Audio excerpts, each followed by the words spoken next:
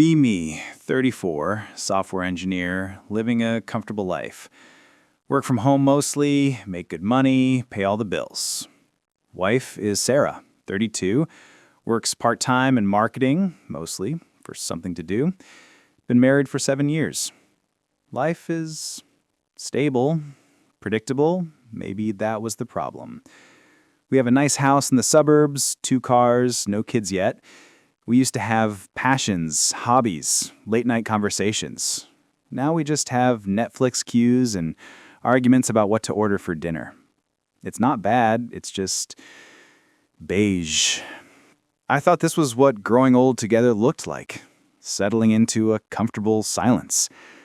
Turns out my silence was comfort, hers was contempt. I started noticing things about a year ago. Subtle shifts, like the change in pressure right before a storm. She starts talking about her new work friend, Josh. Josh is hilarious. Josh is so smart. Josh has this amazing taste in music. My face when I've never heard of this guy before. She starts staying late for team dinners. Starts going to the gym, not our local one, a fancy, expensive one all the way across town.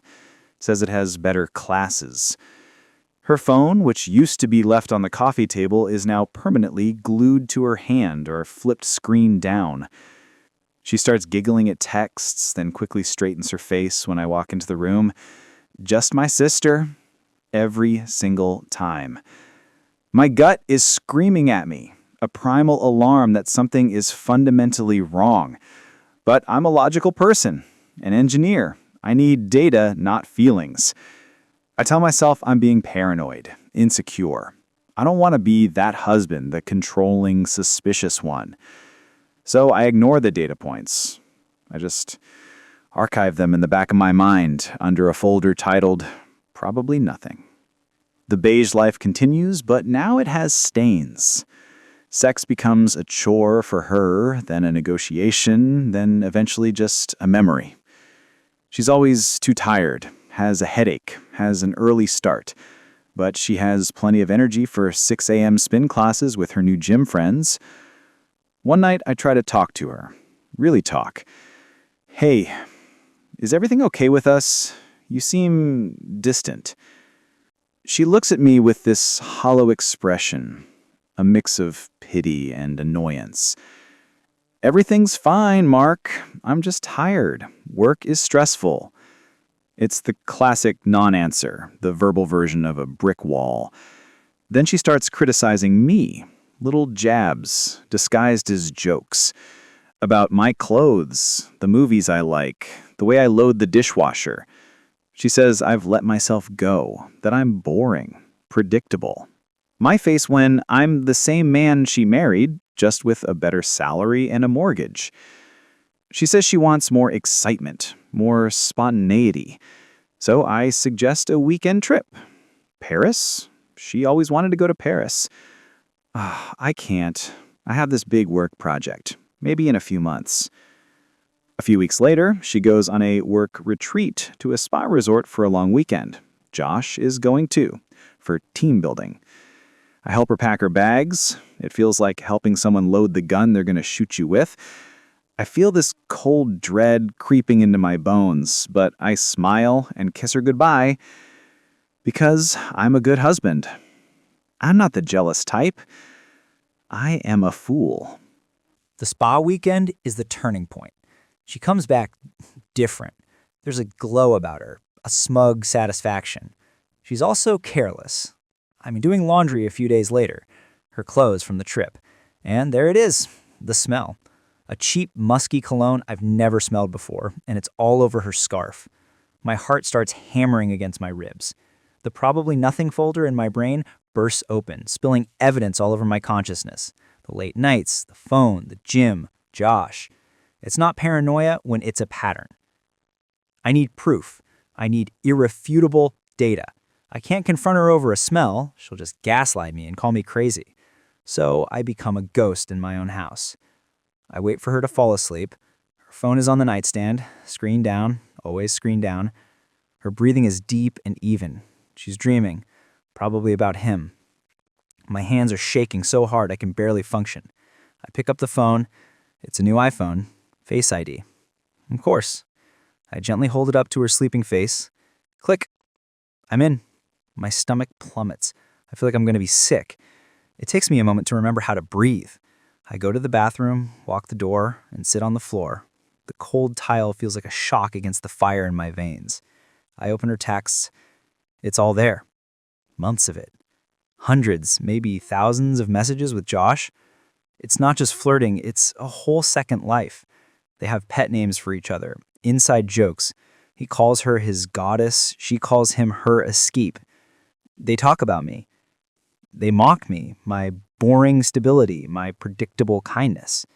He'll never suspect a thing, she wrote. He trusts me too much. It's almost sad. That line breaks me. It's not the physical betrayal that hurts the most. It's the contempt, the utter lack of respect. I scroll through photos, pictures of them at dinner, at the spa, in a hotel room, a picture of them kissing. She's looking at him with the fire in her eyes I haven't seen in years. Another picture, him shirtless in what is clearly their hotel bed. The headboard is distinctive. I keep scrolling, a digital archaeologist unearthing my own destruction. I find the Venmo transactions, dinner, drinks, fun. I find the Uber receipts to hotels near his apartment. The data is overwhelming. The conclusion is undeniable. My wife is living a double life, and I'm funding it.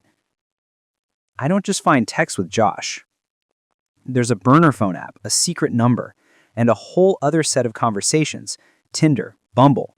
Her profile says she's ethically non-monogamous and looking for adventure. Bio says here for a good time, not a long chat. There are dozens of matches, flirtatious, empty conversations with strangers. It wasn't about Josh. It was never just about Josh. It was about some fundamental void in her character, a desperate need for validation from anyone and everyone. She's not in love with another man. She's in love with the attention. I am not enough. No one would ever be enough. I sit on the cold bathroom floor for what feels like hours. I forward the most damning screenshots to my own phone, the pictures, the texts about me, the hotel receipts. I put her phone back on the nightstand, exactly where I found it. I get back into bed. She's still sleeping soundly. I lie there, staring at the ceiling, feeling nothing and everything all at once. The anger is there, a white-hot furnace in my chest, but underneath it is a strange, chilling calm. The uncertainty is gone, the paranoia is gone. All that's left is the cold, hard truth. The marriage is over. The person I thought I knew doesn't exist. My wife is a stranger. And now, the game begins. The next few days are totally surreal. I go through the motions. I work, I eat, I nod when she speaks. She doesn't notice a thing. She's too wrapped up in her secret world. I'm playing a role, the oblivious, boring husband. But behind the scenes, I'm preparing for war. I spend my nights researching divorce lawyers. Not just any lawyer, I need a shark, a killer. I find one, a woman with a reputation for taking cheaters to the cleaners. Her reviews are terrifying and beautiful. I schedule a consultation, telling Sarah I have a dentist appointment. I sit in the lawyer's plush office and just lay out the evidence. I show her the screenshots, the texts, the photos, the receipts. She looks through everything, her expression impossible to read. When she's done, she looks up at me, and a slow smile spreads across her face. "Oh, this is good," she says. "This is very, very good. We're not just going to win, Mr. Thompson. We are going to annihilate her." I have never felt such a profound sense of relief in my entire life. She gives me a list of instructions, my new Bible. Rule number 1, do not confront her, not yet. Rule number 2, do not change your behavior. Be the same, boring, predictable husband. Rule number 3, start separating finances. Open a new bank account, move half the joint savings there. Rule number 4, document everything, every late night, every suspicious text. Keep a log. Rule number 5, secure all important documents, passports, birth certificates, financial records. I follow her instructions to the letter. I become the perfect actor. I am a spy in the house of love. The confrontation happens a week later, on my terms. It's a Friday night. She's getting ready to go out. Drinks with the girls, she says. She's wearing a new dress, tight, revealing. She's doing her makeup, humming to herself. I watch her from the doorway. My heart is a block of ice. "You look nice," I say. My voice is flat. "Thanks," she says, not even looking at me. "Don't wait up." She turns to leave. "Actually, Sarah, I don't think you're going out tonight." She stops, turns around. There's a flicker of annoyance in her eyes. "What are you talking about? I told you I have plans." I walk over to the coffee table and pick up a large manila envelope. The divorce papers. My lawyer had them couriered over that afternoon. I also have a small stack of photographs, printed in high-quality color at the office. I toss the envelope on the table. "I think you have new plans," I say. "It involves reading this." Her face drains of all color. She looks like she's just seen a ghost. She stares at the photos, her mouth hanging slightly open. The silence in the room is deafening. Where did you get these?" she stammers.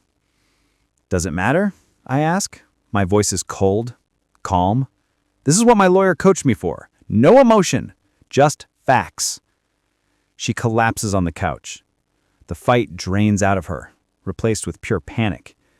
Then comes the cheater script. Every line delivered perfectly. First denial. "It's not what it looks like." I just raise an eyebrow. Then blame shifting. "You've been so distant. You pushed me away. I was lonely." "I was working, paying for the house you were bringing him to, paying for the spa where you took these photos." Then minimizing. "It didn't mean anything. It was just a mistake, a fling." It's been going on for 7 months, Sarah. You have a secret phone. You're on Tinder. This wasn't a mistake. This is a character trait. Finally, the tears. The desperate, pleading crocodile tears. "Please, Mark, don't do this. I love you. We can fix this. We can go to therapy." I almost laugh. Love me? You don't even respect me. You mocked me to your lover. There is nothing to fix. The foundation is gone. You blew it up. I point to the envelope. I filed for divorce. I suggest you get a lawyer. You've been served. I go into our bedroom and pack a bag for her myself. Just the essentials. I drop it by the front door. "Get out of my house," I say, my voice dangerously low. She looks at me, her face a mess of tears and smeared mascara. The beautiful, confident woman from 10 minutes ago is gone. In her place is a desperate, cornered animal. She finally gets up, grabs her purse and the bag, and stumbles out the door. I lock it behind her, and I slide the chain across. I stand in the silent house. My house. I don't feel sad. I don't feel angry. I just feel quiet. The war isn't over, but the first decisive battle has been won. The aftermath is a brutal, beautiful symphony of consequences. She gets a lawyer, of course, some cheap, overworked guy who's immediately out of his depth. They try to fight. They claim emotional distress. They demand alimony, the house, half my retirement fund. My lawyer just laughs. At the first deposition, she lays out our evidence.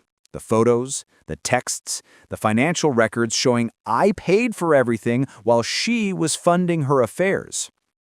Then she brings up the prenup we signed, the one Sarah had clearly forgotten about, the one with a very clear infidelity clause. Sarah's lawyer turns pale.